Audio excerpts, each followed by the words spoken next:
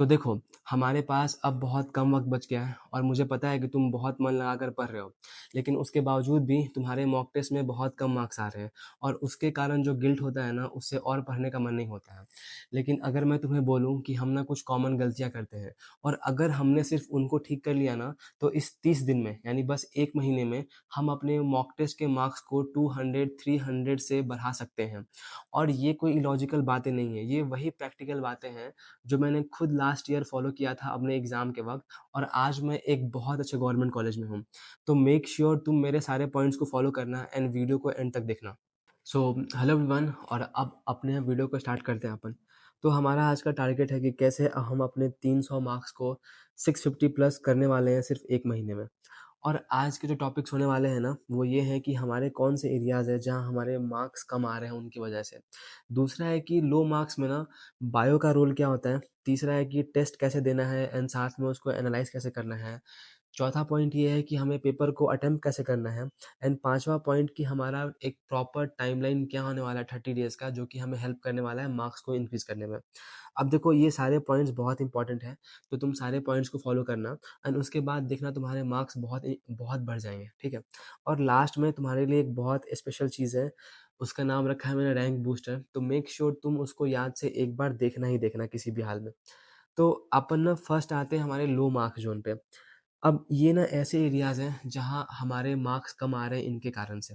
तो तुमने अभी तक जो भी तुम्हें टेस्ट दिए तुमने आज तक, तुम्हें क्या करना है ना, तुम्हें आइडेंटिफ़ाई करना है कि ऐसे कौन से टॉपिक्स हैं या फिर कौन से चैप्टर्स हैं या फिर कौन से फ़ॉर्मूला है, एग्ज़ाम्पल या फिर कोई एक्सेप्शन है, जो कि तुम्हारा हर टेस्ट में गलती हो रहा है और तुम्हारे वहाँ से ना मार्क्स कम आ रहे हैं।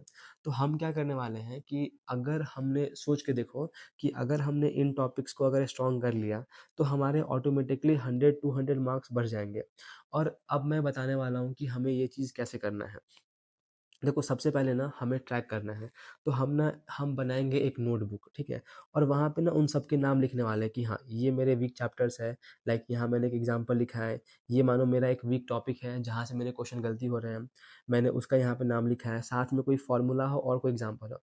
हम पहले ना एक लिस्ट बनाने वाले हैं कि हाँ, ये एरियाज़ हमारे वीक हैं और यहाँ पे हमें सही में काम करना है।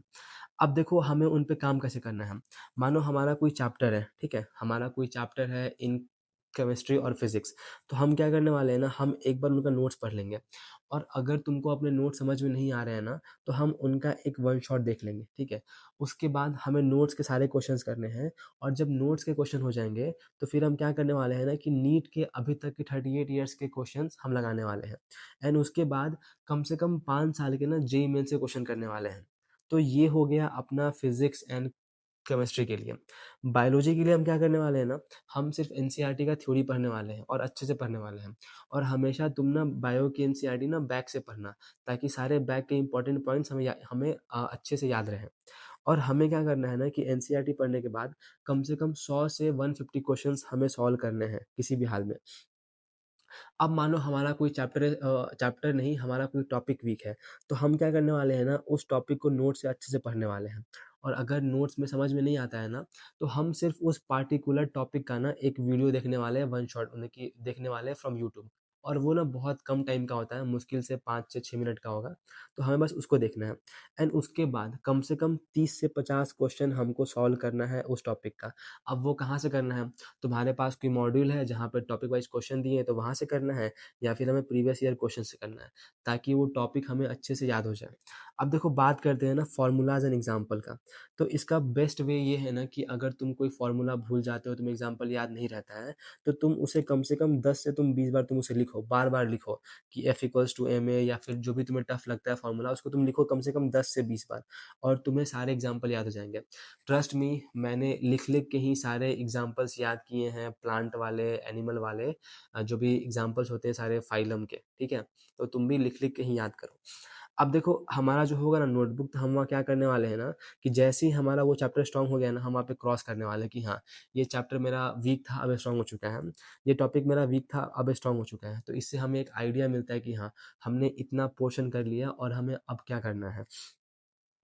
अब देखो टाइम के साथ क्या होगा ना कि तुम्हारे ये जो वीक टॉपिक्स हैं, चैप्टर्स हैं, फ़ॉर्मूलाज़, एग्ज़ाम्पल्स हैं ना, वो स्ट्रॉन्ग होते जाएँगे और तुम्हारे ना क्वेश्चन्स अब ये गलती नहीं होंगे, अब तुम्हारे यहाँ से क्वेश्चन सही होंगे और तुम्हारे मार्क्स बहुत बढ़ जाएँगे, ठीक है? तो ये हो गया अपना वीक एरिया जो कि बहुत इम्पोर्टेंट पॉइंट था। देखो हमारा ना सेकंड पॉइंट है कि बायोलॉजी का रोल क्या है? देखो सबसे बड़ा जो कारण है लो मार्क्स का ना वो बायोलॉजी ही है। मतलब मैं जो भी ब बच्चों से बात करता हूँ जिनके लो मार्क्स आते हैं, उनके बायो में लो मार्क्स आ रहे होते हैं, इसीलिए उनका पूरा ओवरऑल मार्क्स कम होता है। एग्ज़ाम्पल में अगर तुमने बायोलॉजी में 300 मार्क्स ले आया एंड फिज़िक्स एंड केमिस्ट्री में तुम्हारे अगर 100-100 मार्क्स भी आ गए, तो तुम 500 मार्क्स तुम ऐसे ही तुम्हारे क्रॉस हो जाएँगे। लेकिन दिक्कत क्या है ना कि बायोलॉजी में ना बच्चों के 300 मार्क्स भी नहीं आते हैं। बहुत सारे बच्चों से मैं बात करता हूँ ना, उनके 140, 180 मार्क्स आ रहे हैं, जो कि बहुत कम होते हैं।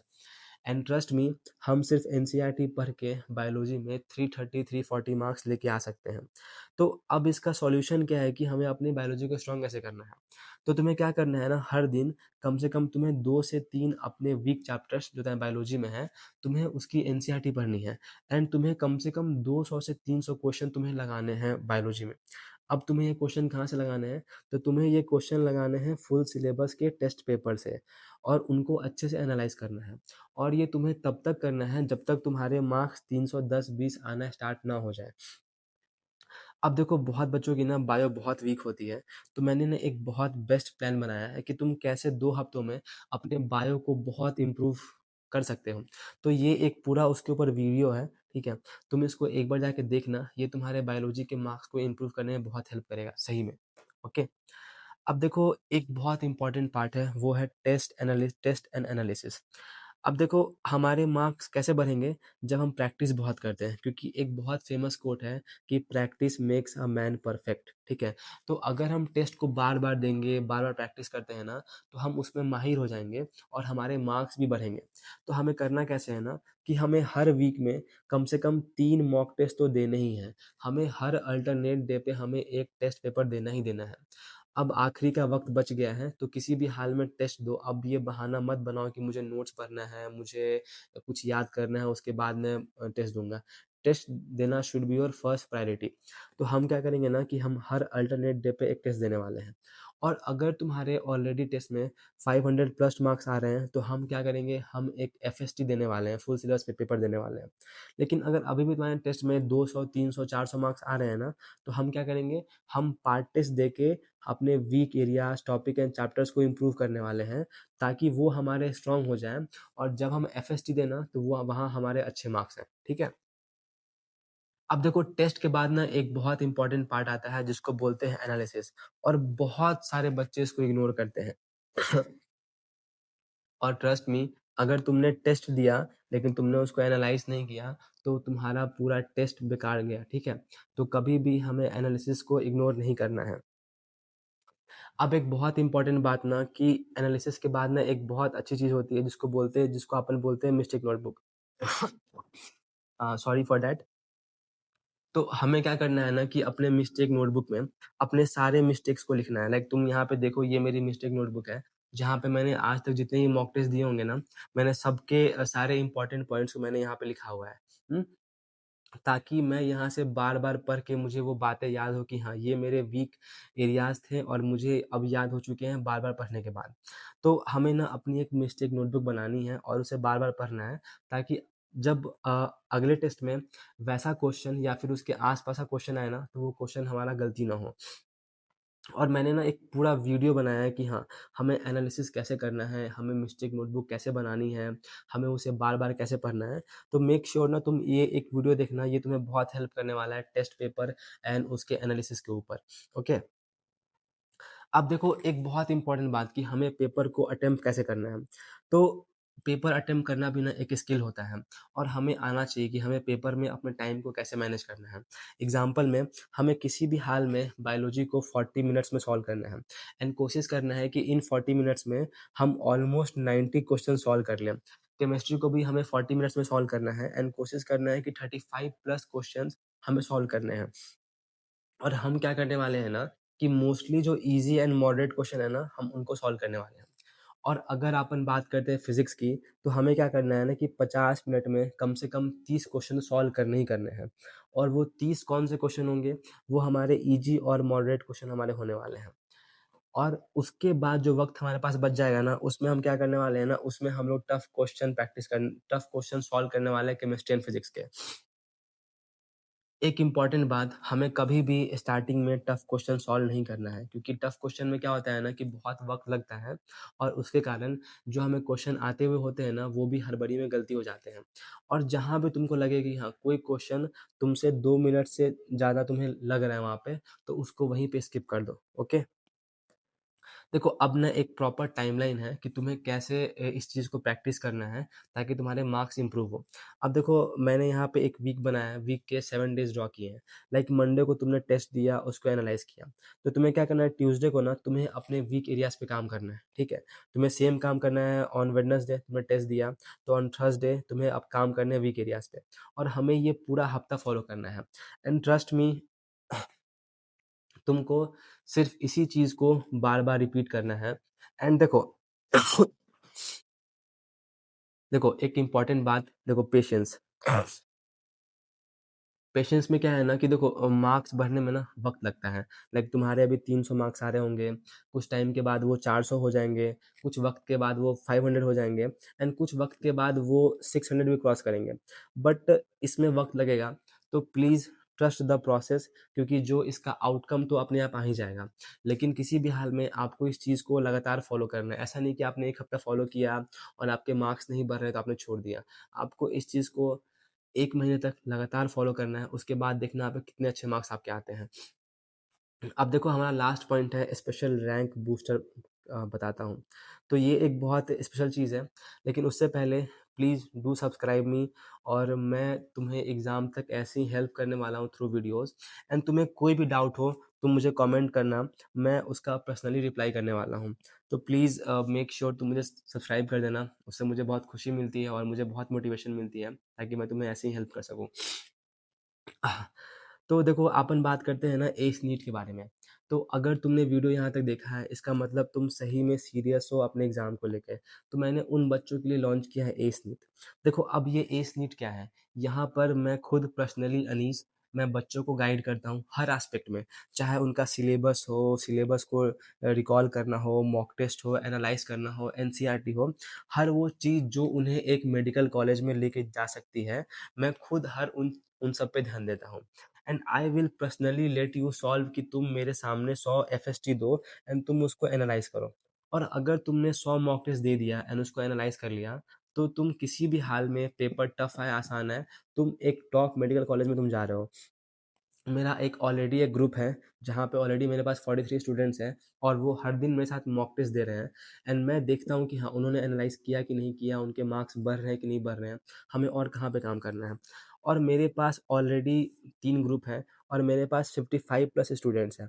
और वो जब मेरे पास 1-2 मंथ पहले आए थे और जब वो अभी मेरे पास हैं, वो उन्होंने 10 टाइम्स ज़्यादा अपने आप को इम्प्रूव किया है पहले से।